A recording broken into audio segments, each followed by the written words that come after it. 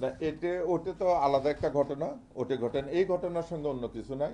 আর যেটা আপনি বলছেন যে রাজনৈতিক নেতৃত্ব ধরবে, আমি মনে করি যে সন্ত্রাসীদের কোনো দল নাই।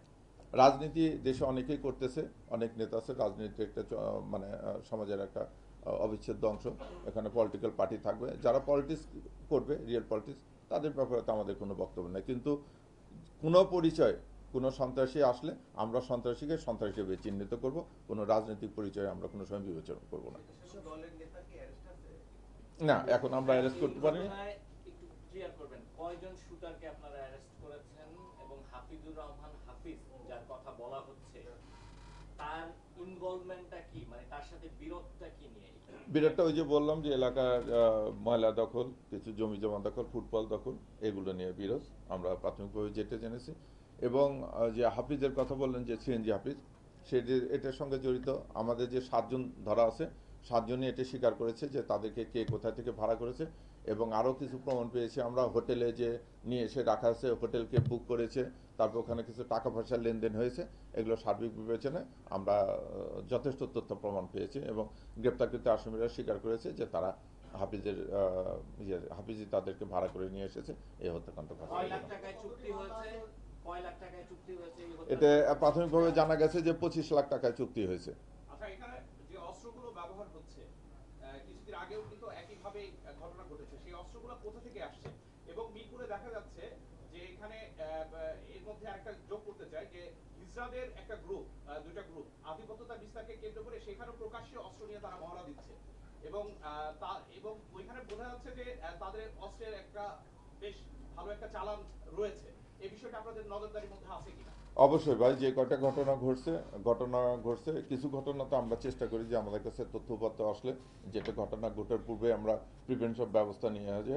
এবং এই ব্যাপারে আসামি গ্রেপ্তার এবং অস্ত্র উদ্ধার এর আগে আমরা করেছি। আর ঘটনা ঘটে গেলে, যে কয়টা ঘটনা ঘটেছে, এই ঘটনার সঙ্গে যারা সংশ্লিষ্ট ছিল, যারা জড়িত ছিল, তাদেরকে প্রত্যেককে আমরা অ্যারেস্ট করেছি।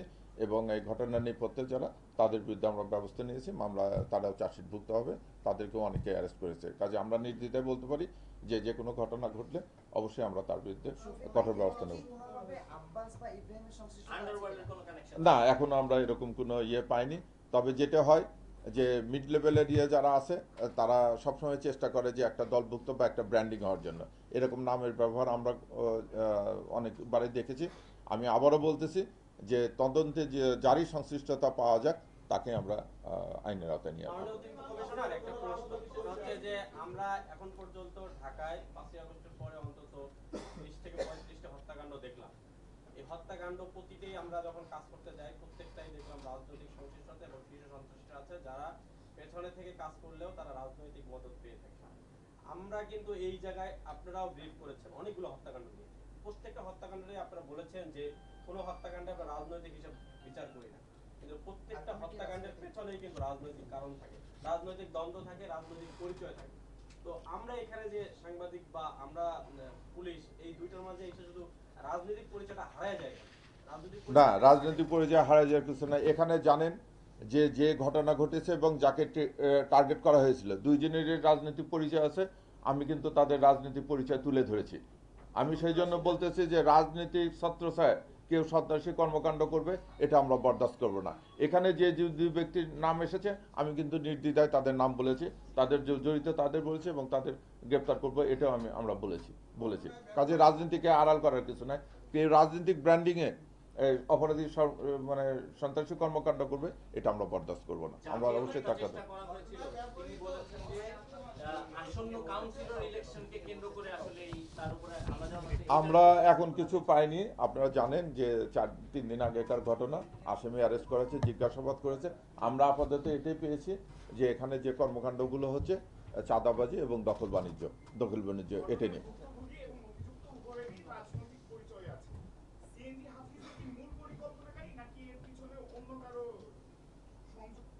না, এখন পর্যন্ত আমরা সিএনজি হাফিজকেই পেয়েছি। এর কারণে হয়তো ওনাকে যদি আমরা আইনের আওতায় নিয়ে আসতে পারি, গ্রেপ্তার করতে, জিজ্ঞাসাবাদে যদি কারো নাম আসে, অবশ্যই আমরা তাকেও আইনের আওতায় নিয়ে আসবো। এটা এখন একটু তদন্তের স্বার্থে না বলি, আমরা চেষ্টা করে যাচ্ছি, যেহেতু 7 দিনকে ধরেছি আমরা। 25 লাখ টাকায় কন্ট্রাক্ট হয়েছে, টাকা কত টাকা দেওয়া হয়েছে এবং আমরা এভাবে জেনেছি 50,000 টাকা এর আগে যেদিন অ্যাটেম্প নিয়েছিল সেদিন দেওয়া হয়েছে, আর এইবার শুধু হোটেল ভাড়াটারা এগুলো দেওয়া হয়েছে, খাওয়া দাওয়ার এইগুলো খরচ করা হয়েছে, বাকি টাকা না।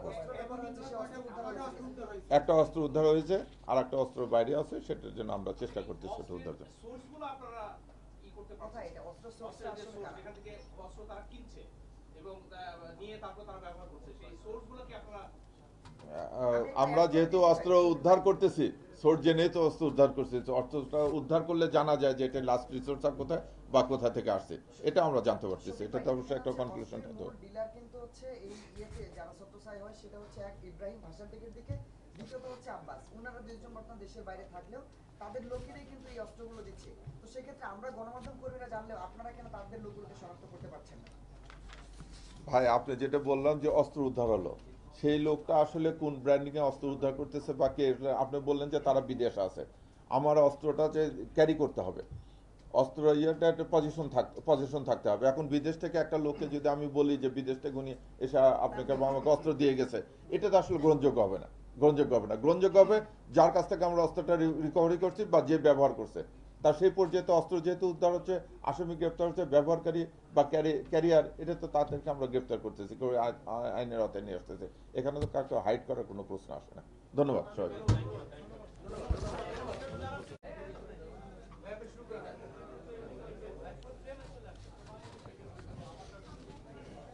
বিসমিল্লাহির রহমানির রহিম। ঢাকা মেট্রোপলিটন পুলিশ কর্তৃক আয়োজিত আজকের এই প্রেস ব্রিফিংয়ে উপস্থিত সাংবাদিক ভাই বোনেরা, আসসালামু আলাইকুম। এই প্রেস ব্রিফিংয়ে আমার সঙ্গে উপস্থিত আছেন আমার জয়েন্ট কমিশনার সিটি আসেন, তাই না? ও আচ্ছা, আমার সঙ্গে আছেন ডিসি মিরপুর, ডিসি গোয়েন্দা মিরপুর এবং এডিসি মিডিয়া। যে বিষয়টা নিয়ে কথা বলার জন্য আপনাদের সামনে আমরা উপস্থিত হয়েছি, আপনারা অবগত আছেন যে ডিএমপির মিরপুর বিভাগে কাফরুল থানায় একজন যুবদল কর্মীকে গত পরশুদিন গুলি করে হত্যা করা হয়। গত 24/7/2026 তারিখ অনুমান রাত 11টা 10 ঘটিকার সময় ডিএমপি ঢাকার কাফরুল থানাধীন ওপেক্স গার্মেন্টসের দক্ষিণ পাশে লিংক রোডের মাথায় কয়েকজন অস্ত্রধারী সন্ত্রাসী ছোড়াগুলিতে যুবদল কর্মী ইউসুফ,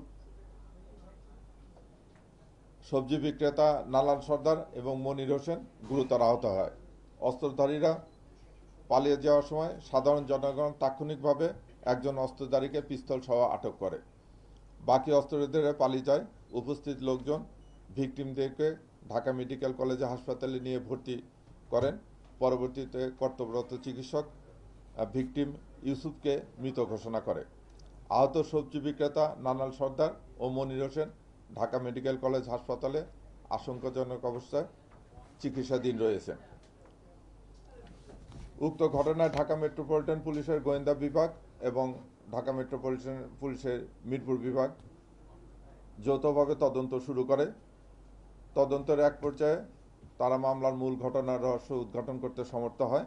মামলার ঘটনার সাথে জড়িত নাহিদ শাওন এবং শাফিন আহমদ দ্বয়কে গ্রেপ্তার করে। আটককৃত চঞ্চল ও নাহিদের দেওয়া তথ্য মতে ঘটনার সহিত জড়িত জিয়ারুলকে মাগুরা জেলার শালিকা থানাধীন অটোপাড়া মিরপুর হতে এবং আলী হোসেনকে ডিবি পুলিশ গ্রেপ্তার করে। কাফরুল থানার পুলিশ ঘটনায় জড়িত জিয়াদ মোল্লাকে শরীয়তপুর এবং মাসিমুল্লাহকে যশোর জেলার থেকে গ্রেপ্তার করা হয়। এই ঘটনার সাথে জড়িত মোহাম্মদ আবির হাওলাদারকে জনগণ পিটুকুনি দিয়ে কাফরুল থানায় সোপর্দ করে। আসামিদের জিজ্ঞাসাবাদে জানা যায় যে এই ঘটনার মূল পরিকল্পনাকারী হাফিজুর রহমান হাফিজ ওরফে সিএনজি হাফিজ। হাফিজ কাফরুল থানার স্বেচ্ছাসেবক দলের যুগ্ম আহ্বায়ক, সাথে হাফিজুল ইসলাম বাবু কাফরুল থানা যুবদলের সদস্য সচিব। এর ময়লার টেন্ডার ও ফুটপাতের দখল নিয়ে 4 নম্বর ওয়ার্ড আওয়ামী লীগের সদস্য সচিব আরফিজ ইসলাম বাবু ওরফে ডিশ বাবুর ডিশ এবং অ্যান্টেনা ব্যবসার দখল নিয়ে দীর্ঘদিন যাবৎ বিরোধ চলে আসতেছিল। বিরোধের এক পর্যায়ে সিএনজি হাফিজ যুবদলের সদস্য সচিব হাফিজুল ইসলাম বাবুকে হত্যার উদ্দেশ্যে তার নিজ জেলা মাগুরার আশেপাশে হইতে অনুমান 25 লক্ষ টাকায় পেশাদার খুনি ভাড়াটিয়া বাহিনী ভাড়া করে। গত 29শে জুন 2026 তারিখে হাফিজুল ইসলাম বাবুকে হত্যার উদ্দেশ্যে পেশাদার খুনি হাসান জিয়ারুল, চঞ্চল, জিয়াদ সহ অজ্ঞাতনামা 2-3 জনকে ভাড়া করে সিএনজি হাফিজের সাথে মিরপুর 10-এ বৈশাখী হোটেলে 714 নম্বর রুম ভাড়া করে। তারা বাবুকে হত্যার উদ্দেশ্যে সিএনজি হাফিজের গ্যারেজে হাফিজ সহ সবাই একত্রিত হয়। হাফিজের কাছে রক্ষিত 2টি পিস্তল আবির হাওলাদারের কাছ থেকে তার ম্যানেজার নাহিদ গ্যারেজে নিয়ে আসে।